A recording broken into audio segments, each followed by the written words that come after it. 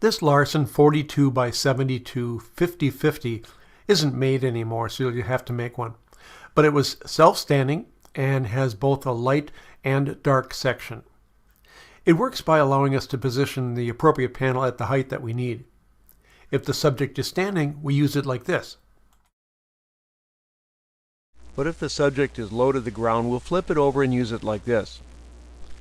By the way, a full white reflector or scrim might result in the middle of the light source being too high or too low.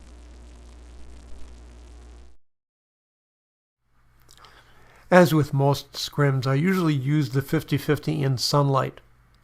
Placed on the ground horizontally works great for people on the ground.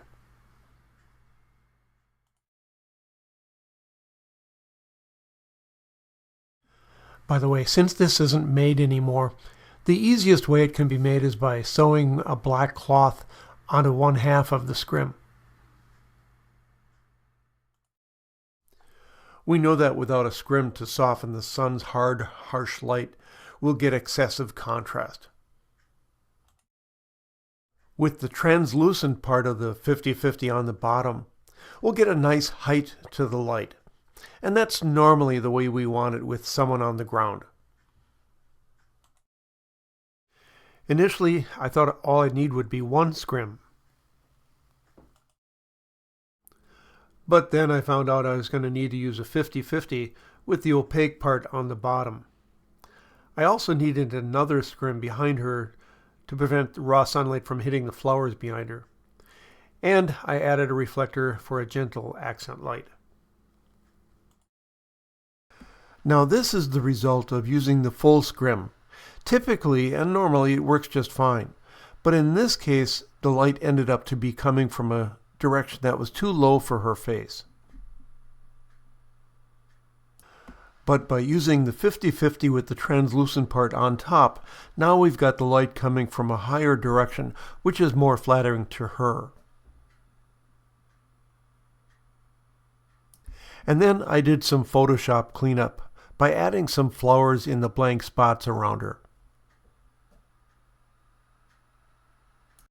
In this garage, we're not worried about sunlight, but I'm more concerned about the downward light that'll light the subject's lower body more than her upper body.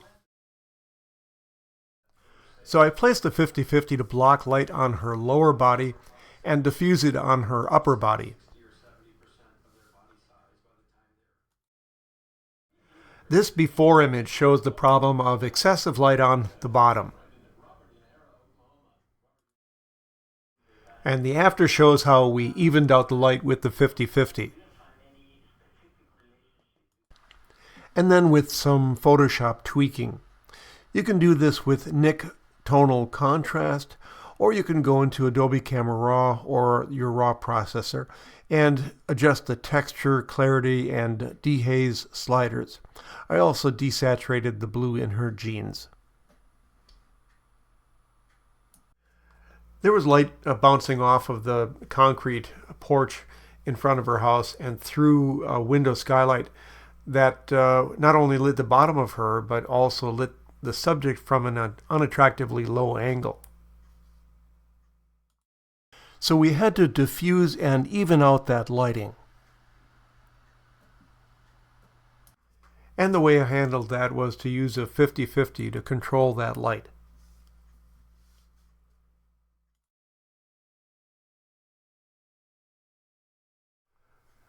The senior guy I was photographing asked if I could photograph him in front of this brick wall.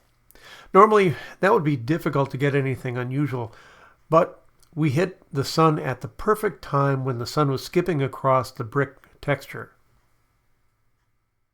Okay, so I set a scrim to produce soft light on him, but still allow a little sliver of sunlight to sneak through and light those bricks behind him.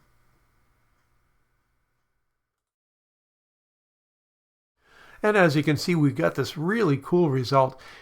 I had him turn his head toward the scrim so that his sunglasses would be fully lit.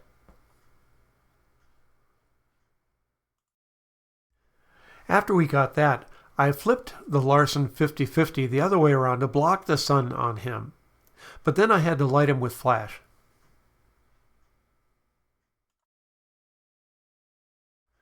And I used a speed light with a spot grid to just light his face.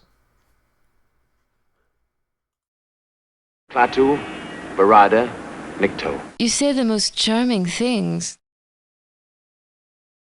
This is something to keep in mind when using a panel that's half translucent and half opaque. Starting with sunlight on this girl that's coming from an extreme and unflattering angle, so a scrim would soften that problem. The white top of the 50-50 diffuses and passes soft, warm light on her upper body. But the opaque bottom panel blocks the sunlight, leaving only blue skylight on her legs. Blue is not a healthy color for people. This pullback shows all the different lighting devices that I'll be using.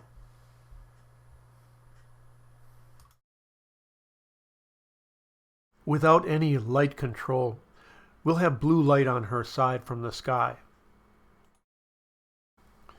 That El Gobo takes that away. A fuzzy flecker adds some accent light. And finally, the 50-50 blocks the sunlight on the tree while providing a softer main light. A standard use for the 50-50 is to keep light from being too low, so we don't have too much bottom light, if that's your preference. You can see the result of both the scrim half and the black half on this tree.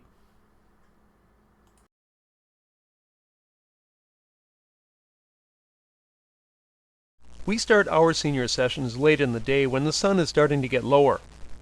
But what if you have to do outdoor sessions midday? For those of you who must shoot at midday, I'd recommend using an overhead black and white 50-50 scrim to diffuse the hard sunlight into soft light. The 50-50 scrim blocks overhead light but passes soft light in front of the person's face. Without the scrim in place, I had to keep her face out of the harsh noonday sunlight. With the scrim, it brought all the light values into the same range.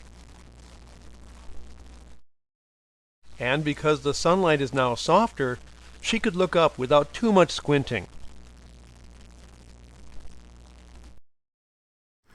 In 2003, we were teaching at a photographer's studio, and we wanted to work outside in the sunlight. Well, we already know we need to soften that hard overhead sunlight with a scrim. We had that scrim and a belly pan reflector in place, so the light is pretty good at this point.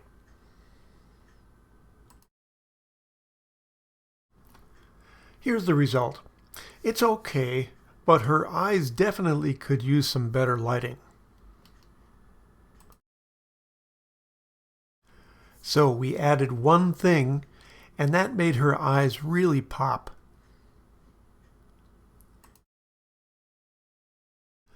That one thing, of course, was a panel with a black material directly above her head, so that the scrim's light was now more in front of her, not straight above.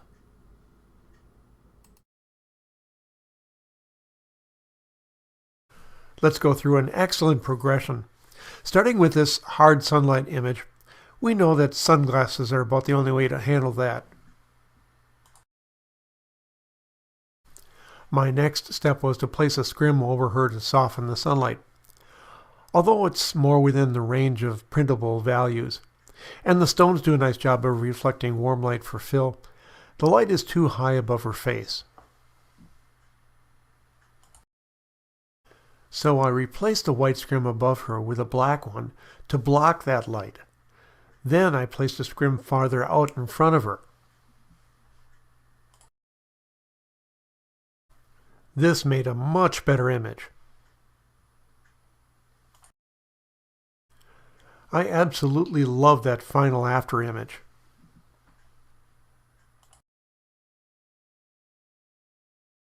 What about photographing more than one person in the middle of the day? Normally I'd schedule the session in the evening for more than one person, but I wanted to try something different. I chose to place a scrim directly over the people to be photographed and add some main light flash. The result was acceptable and certainly better than letting hard sunlight hit them. But I didn't like the dark eyes. I could have used more flash power, but at the time I didn't see the problem. After thinking more about this, I knew that an overhead scrim alone wasn't going to be the complete answer, so I came up with a better device. For groups of up to about 4 people, you'll need a large device. So let's take a look at the construction of this half scrim, half gobo that I call the half and half. The black and white panels are connected with 2 3/4-inch pipe brackets, and the whole thing is supported by 2 light stands. This should give you enough info to show how it's built, but I have much more detailed information in my fuzzy logic book.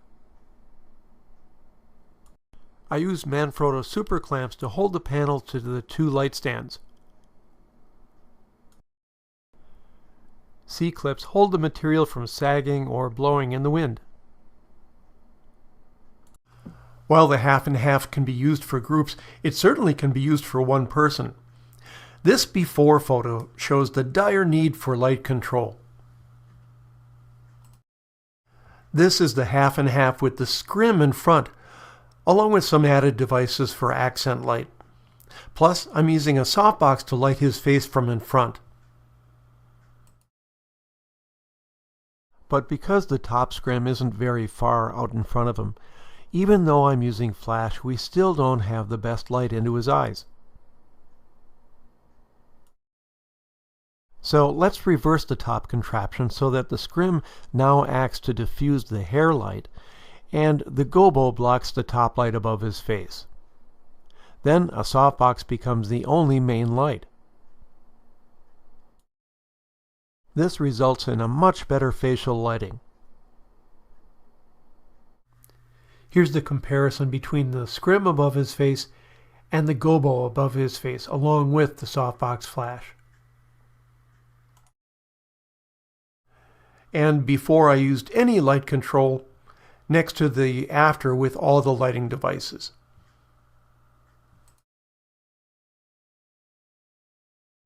For one standing person, the 50-50 can be used with the scrim behind the subject to diffuse but not eliminate the hair highlights. But it requires an auxiliary main light, such as flash.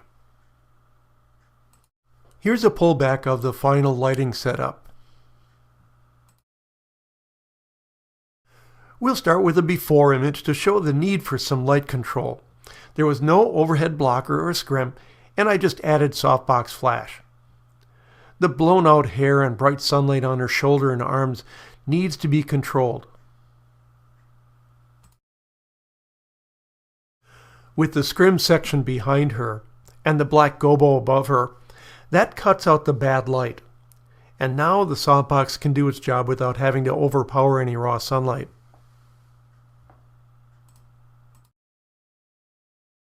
You might wonder if a translucent panel might be sufficient or actually preferable to a black one. The answer to that is no. I've tried a scrim instead of an opaque blocker and found that it normally doesn't block enough light. But here's an unusual situation where the scrim worked better. See how close that panel is? I didn't have my light stand with me, so I laid it on the railing, and that made it too close. The scrim side of that 50-50 turned out to be just right. After firing the softbox, the main light direction is too low and specular because the only light hitting her face is from the softbox. The scrim contributes to the size and direction of the light source. That raises the direction and reduces specularity. Remember, I allow the camera to combine any existing light along with the flash.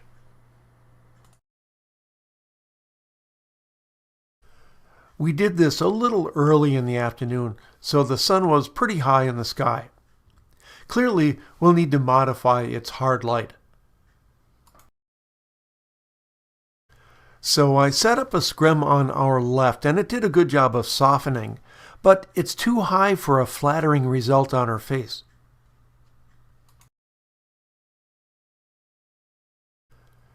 So instead of the translucent scrim, I put a blocker on our left.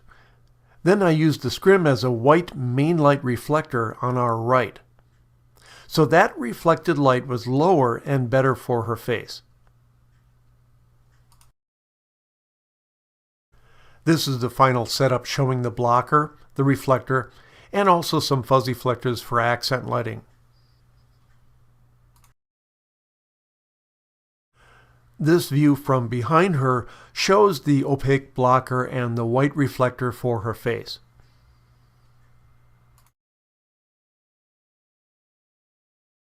Okay, let's summarize a few principles that we've covered so far.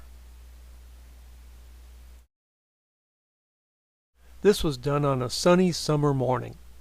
As we all know, sunlight can be brutal, but there are few sunlight situations that large light modifiers can't handle. This was the final setup for the yearbook photograph for her. It looks like a lot of stuff, I know, but each piece has its purpose.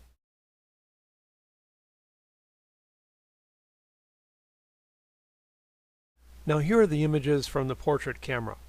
This is obviously a big problem. Without any light control, we have raw sunlight on her face. There's no way any amount of Photoshop or filters can fix this. I had her tilt her head down so that her hair would block the sun, but with blonde hair it's hopelessly blown out, and there's really no light on her face.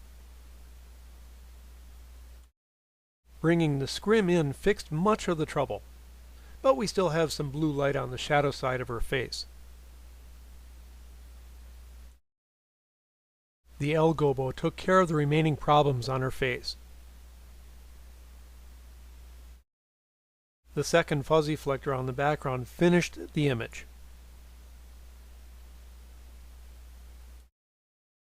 Lest there be any doubt as to why I sometimes do all this, this before and after should answer that.